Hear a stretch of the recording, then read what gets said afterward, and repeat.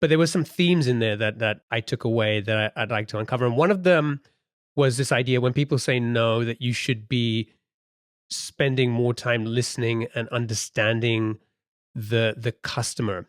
And so can you tell us about that? Like, why is that important? And what are some common mistakes that people tend to make in that situation? Right. Well, and it's funny because we have these 41 things in the book, and there's a certain amount of overlap, and they kind of connect to each other sometimes.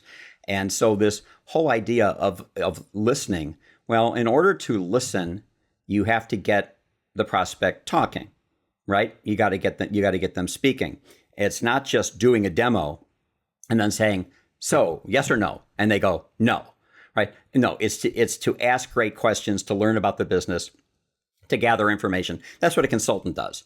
They ask questions, they review the answers, and then they make recommendations. So you have to have good listening skills.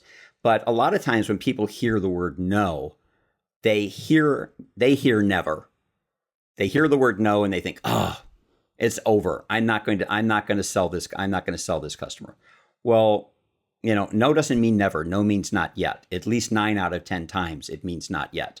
So what you really need to do is, and in this case, when somebody says no to you, or even if they're throwing out a price objection or whatever it happens to be, a lot of salespeople act like they've just been handed a snake. Like, oh gosh, keep that away from me. We say, well, think of it as a gift. They're giving you a gift. Here's this little gift you got in your hand. You unwrap it and you look and you see what's inside. Because inside every no, inside every objection is a reason that the person has said no or offered the objection.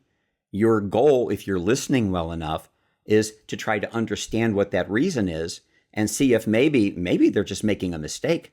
Maybe they misunderstood what your service was. Maybe they just don't get the value proposition yet. And so listening to this and saying, like here's would be one of our favorites, would be to say, wow, I'm surprised. Based on everything you told me about your business and what I know our service can do for you, I thought this was the perfect match.